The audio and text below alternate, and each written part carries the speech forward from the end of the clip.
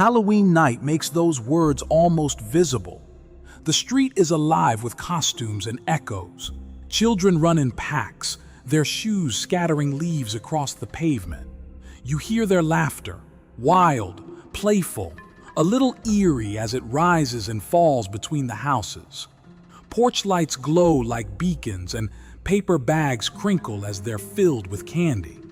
For a few hours, the neighborhood is transformed into something half magical, half strange. But inside each doorway, there are adults standing in silence, watching the parade go by with quieter eyes. Not everyone feels part of the celebration. Some of us are simply holding on. Some of us are just trying to keep our flame alive. At your feet sits a jack-o'-lantern, carved with a crooked grin. Its hollow insides glow with a candle. The light flickers in the autumn wind, stretching shadows across the porch. To anyone passing by, it is decoration. To you, standing still in the chill, it feels like more. You can't help but notice the contradiction. A hollowed shell pretending to laugh at the dark. A carved smile that shines not because it is whole, but because it is empty enough to hold fire. Why do we carve pumpkins this way? Why scoop them out until nothing remains inside? Why give them a face, then place a candle within? Perhaps because we recognize something of ourselves in that ritual. We know what it is to feel carved open by life. We know what it is to wear a Halloween mask, a costume of cheer, of strength, of "I'm fine," while inside we feel hollow. And maybe we need a reminder that hollowness isn't useless, that emptiness can hold light. The night air carries the scent of damp earth and melted wax. A group of teenagers walk past, their voices muffled beneath painted masks, their laughter echoing down the street. For a moment, the noise fades. The houses seem quieter. You stand with only the jack-o'-lantern beside you, its face glowing in the dark. The candle sputters as the wind teases it. For an instant, you fear it will die out, but it steadies again, stubborn against the cold. A small defiance, yet strangely comforting. Lately, you've known this feeling too well. The trembling flame, the fear of burning out. You smiled at work functions when all you wanted was to rest. You've played the cheerful host at family gatherings while your own heart felt heavy. The mask you wear isn't made of plastic or paint, but it serves the same purpose, hiding what you don't want the world to see. Halloween only sharpens the metaphor. By day, we wear costume masks of adulthood, competence, productivity, composure. By night, we set them down, exhausted. The jack-o'-lantern doesn't bother hiding its hollow core. It shows it proudly. And somehow, that honesty feels like permission, because here is the quiet truth. Being hollow doesn't mean being finished. It means space has been made. It means something else, something lighter, something luminous, can be placed inside. The jack-o'-lantern glows not in spite of its emptiness, but because of it. And maybe you, too, don't need to fear the parts of yourself that feel scraped out, worn thin, emptied by effort. They are not proof you failed. They are proof there is space waiting for light. The wind brushes your cheek. Somewhere in the distance, a door slams. Then laughter rises again. But your eyes remain on the pumpkin. Its grin is crooked, silly, even grotesque. Yet you cannot deny its flame. It does not chase away the night. It does not erase the shadows. It simply insists on shining, however small, however fragile. And maybe that's the lesson waiting at your own doorstep tonight. You don't have to be full to be worthy. You don't have to be flawless to shine. Even in the hollow places of your life, the tired mornings, the forced smiles, the quiet ache, you can still guard a flame, one candle, one fragile light. And sometimes that is enough to remind you. The darkness does not win simply because it is vast. With currently surprised, #meta, you cannot erase the smallest flame that chooses to stay lit. So you linger a moment longer, your hand resting against the cool railing, breath clouding in the autumn air. The world is still dark. The night is still wide. But beside you, the jack-o'-lantern keeps its watch. Its hollow grin may be shallow, but its fire is real. And perhaps that is enough for tonight. The pumpkin smiles wide, but it is empty inside. You notice it as the candlelight flickers through the carved mouth, and something about that grin feels too familiar. It is cheerful, yes, but shallow. It shines, but only because it is hollow. And suddenly, you see yourself in that face. Because how many times have you worn a grin carved just as carefully? At the office, when you said, "I'm fine," though your chest was tight with stress. At the family table, when you laughed at the right moments while your heart was elsewhere. Even among friends where the costume of cheerfulness was easier than admitting exhaustion. Like the pumpkin, you let the world see the smile while hiding the emptiness behind it. On Halloween, masks are playful. Children slip them on for fun, their voices muffled as they pretend to be ghosts or monsters. But for adults, the masks are not made of plastic. They are made of performance. The mask of competence that hides your doubt. The mask of humor that hides your sadness. The mask of strength that hides your longing to rest. And here is the quiet contradiction. The world often rewards the mask more than the truth. You are praised for your composure, admired for your energy, thanked for being dependable. No one sees the cost. They see the grin, not the hollowing inside.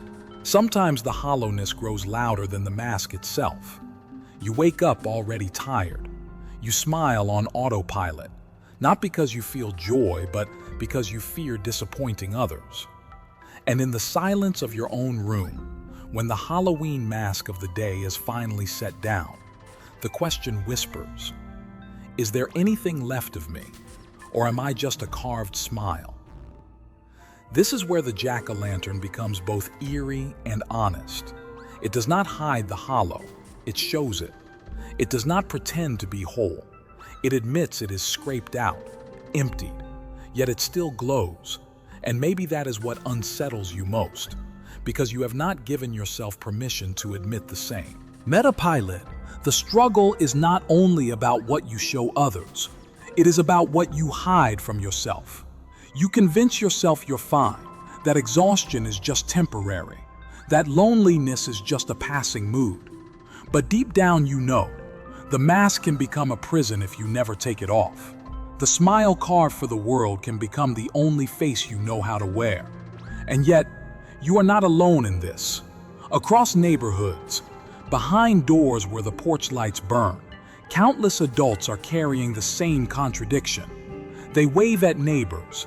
They post cheerful updates online. They play their roles with practiced ease. But inside, they too are hollowed. They too wonder if their flame is enough. It takes courage to admit the mask is tiring. It takes tenderness to confess that your grin has been carved too wide. It takes honesty to say, I am smiling, but I am weary. That is not weakness. That is humanity. Perhaps that is why Halloween touches something deeper than play.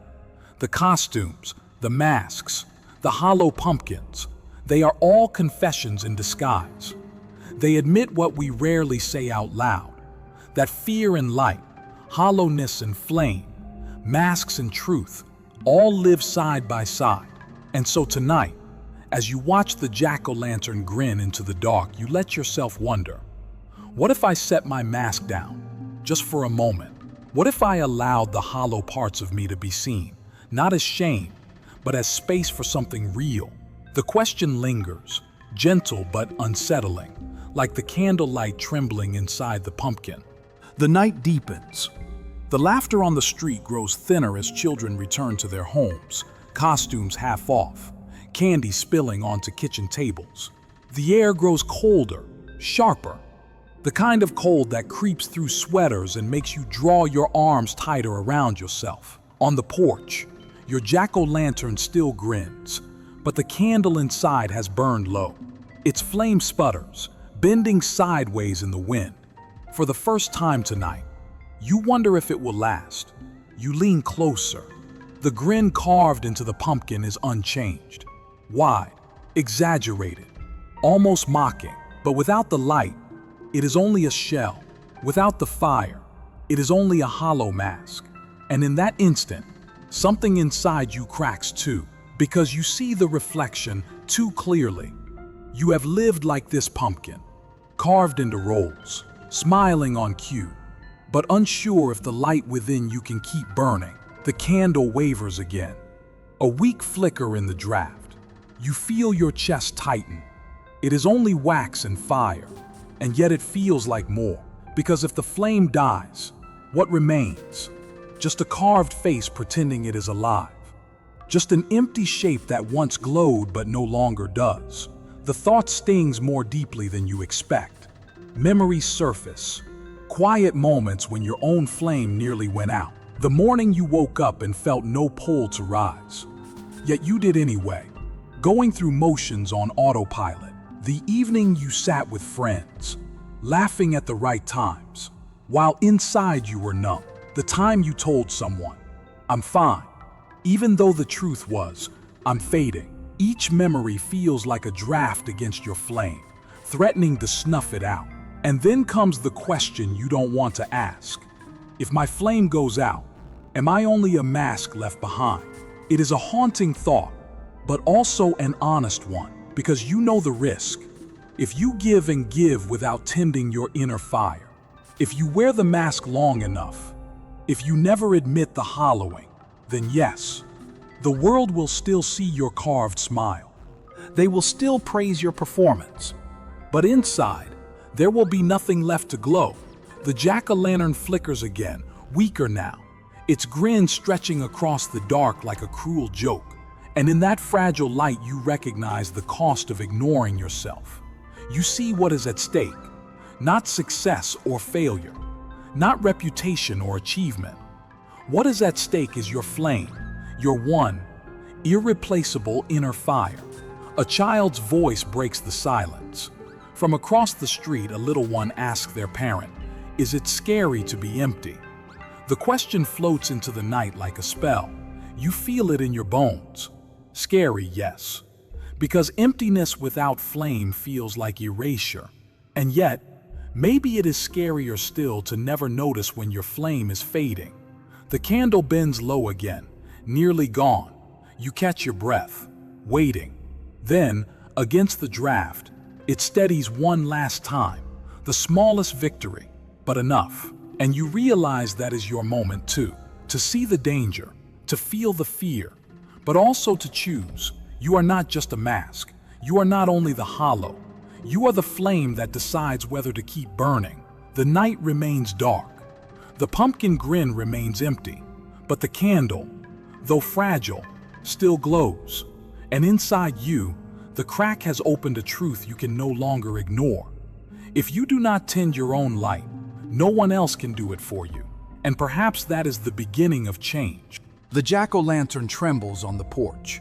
Its flame wavers, bending against the autumn wind. Hollow, scraped, carved. It seems so fragile, and yet this is precisely why it shines. Without the hollowing, there would be no space for the fire at all. It is here that Meister Eckhart's words return, sharper now, not just poetry, but invitation. Darkness is where light is born. He reminds us that emptiness, the very thing we fear, is not a void of despair. It is the womb of light. The hollowed space inside the pumpkin is not its ruin. It is its purpose. And perhaps the hollowed space inside us is not our undoing, but our beginning. Think about it. When your calendar empties because a job ends, space opens for something new. When silence falls after a friendship breaks, space opens for a different kind of connection. When sorrow carves into you, stripping away certainty, it creates a cavern where compassion can take root. The very hollows that ache are the ones that make room for light to enter. Eckhart lived in paradox, speaking truths that feel upside down yet ring familiar once you pause long enough. He would tell you, what feels like loss may in fact be preparation. What looks like emptiness may be sacred clearing. You are not less because you are carved open. You are capable of more light because of it. Halloween rituals whisper this truth in strange ways. The masks, the bonfires, the lanterns, each one admits that fear and light walk side by side. We cover our faces because we know we wear masks already. We hollow pumpkins because we know what it is to be emptied. We place candles inside because we trust light belongs even there. Every ritual is a confession wrapped in play, that the human soul is both shadowed and shining, both carved and still alive. For adults, the lesson hides in plain sight. You spend so much energy resisting your hollows, filling your days with noise, distracting yourself from silence, working harder to keep the mask intact. What if the very thing you are running from, the carved-out places of loss, fatigue, sorrow, is where the light longs to live? Imagine looking at your own emptiness not as shame but as invitation. The nights when you feel scraped thin, instead of condemning yourself, you could say, "This is my hollow. This is where light can enter." That shift, subtle as it is, changes everything. You no longer fear the emptiness. You tend it. You guard it. You recognize it as the sacred space where meaning will one day flicker awake. Fred Rogers would remind you, it's okay to feel hollow sometimes. Oprah would add, and in that hollow, you can place the flame that will guide you forward. Together, their voices meet in the same truth that Eckhart knew centuries ago. Hollowness is not your enemy. It is your doorway. The jack-o'-lantern, ridiculous and profound, shows the lesson every October. Hollowed, it grins.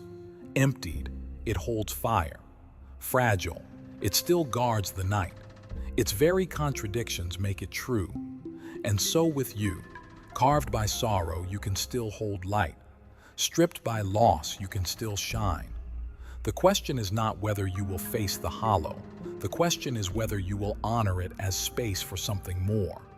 The wind rattles the dry leaves again, and the flame inside your pumpkin steadies itself, small but unwavering. You realize you don't need to fear the emptiness within you. It does not mean you are broken. It means you have room. And perhaps that is the paradox Eckhart was pointing toward all along. The jack-o'-lantern teaches in silence. It does not lecture or demand. It simply sits, hollow, glowing, fragile, and real. And in its quiet presence is a lesson for us. Light needs space to live. Emptiness, if honored, can hold what matters. So how do we take this eerie yet beautiful truth into the ordinary days of our lives? How do we tend our flame so it does not sputter out behind the mask? The answer is not found in grand gestures or sudden transformations. It is found in tiny rituals, humble acts that remind us we are more than our hollowing. One act might be this: write down a mask you are tired of wearing. Perhaps it is the mask of being always available, the mask of everything is fine, or the mask of never needing help. Put the words on paper. Then, set the paper aside or even burn it in a candle's flame. As the smoke rises, you'll feel a subtle release. The mask loses some of its power when you name it, and in the naming, you reclaim a piece of yourself. Another act could be as simple as lighting a candle in the dark, not for anyone else to see, just for you. Sit with it for 3 minutes. Watch the flame dance, steady and alive. Let it remind you that even fragile light shifts the entire room. Let it remind you that your flame, however small it feels, is still real. This practice may seem insignificant, but it builds a habit of noticing the fire instead of fearing the hollow. Or perhaps the act is to decide what you will no longer hollow yourself out for. We all have places where we overgive, where we carve away too much of ourselves in the name of pleasing others. Choose one small thing: answering emails late at night, saying yes to commitments you resent, staying silent when your heart aches to speak, and decide, this I will no longer carve away. It is not selfishness, it is tending your flame. would encourage you with kindness. Every small act of care you give yourself is proof that you matter. Oprah would lift you with momentum, and in protecting your flame, you reclaim the power to live as your true self. Together, they echo the jack-o'-lantern's lesson. Without tending the light, the mask is all that remains. The beauty of these practices is their simplicity. They do not require hours, money, or dramatic change. They are like breaths, small, repeatable, sustaining. Write the mask, light the candle, name the boundary. Each one is a way of carving space for light, not carving yourself away. And when you do these things, something shifts inside. You begin to see the hollow not as a threat, but as a vessel. You begin to trust that the small flame, though fragile, is enough to guide you through. You begin to live with more honesty, less performance, and those around you notice, not because you are louder, but because your light is steadier. You may not control the darkness. The night will still come and the winds will still blow, but within that darkness, you can choose your rituals. You can choose to tend the flame instead of only polishing the mask. You can choose to honor your hollow as sacred space. And in that choosing, you reclaim what is most human about you, the dignity of being both carved and shining. The jack-o'-lantern, ridiculous and profound, becomes a teacher of daily life.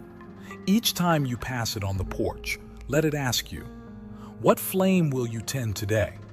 What mask will you set aside? What hollow will you honor as space for light? Because without these small acts, the mask becomes your only face. But with them, your flame becomes your guide. The night has passed. The costumes are folded away, the candy bowls nearly empty. Streets once loud with laughter are now quiet, scattered with fallen leaves and the faint wrappers of last night's joy. The festival is over, yet one symbol remains, the jack-o'-lantern on your porch. Its grin is softer now, edges sagging, candle melted low, but when you touch its side, you feel a trace of warmth. The flame, though nearly gone, has left its mark. There is something tender about this morning after. The masks have come off, the noise has faded. What remains is quieter, more honest. The pumpkin no longer shines with playful bravado. It simply sits, hollow and imperfect, carrying the memory of its small flame. And somehow, that feels more real than the spectacle of the night. You stand at the doorway, looking at it in the pale morning light. The smile carved into its face no longer feels mocking. It feels human, fragile, familiar. You realize it was never the grin that mattered. It was the fire inside. And even now, after the flame has burned down, the memory of its glow lingers. This is the lesson it leaves you with. Every flame burns down. Every candle sputters. Every season of brightness passes. But what defines us is not the fact that light dims. What defines us is whether we choose to relight it. Life will hand you nights when the flame grows weak, times when the mask feels easier than the truth, days when hollowness echoes louder than hope. But the jack-o'-lantern whispers, you can guard your flame, and when it fades, you can kindle it again. Fred Rogers would reassure you here. You don't have to be perfect to be worthy of light. Oprah would lift you higher, and each time you choose to relight your flame, you prove your power to begin again. Together, their voices form a steady chorus. You are safe, and you are strong enough to start over. So what small act could you choose today to relight your own flame? Perhaps it is pausing for one deep breath before diving into your busy hours. Perhaps it is sending a message of thanks to someone who once lifted you. Perhaps it is lighting a real candle at your table tonight, watching it glow as a promise that your hollows are not empty, they are waiting to be filled. The pumpkin on your porch is only a symbol, yet symbols matter. They remind us of truths we forget. Just as children carry home bags of sweets, you can carry home the quiet gift of this ritual. To carve space, to place a flame inside, and to guard it as best you can. The world will not grow less dark overnight. The shadows remain, the demands remain.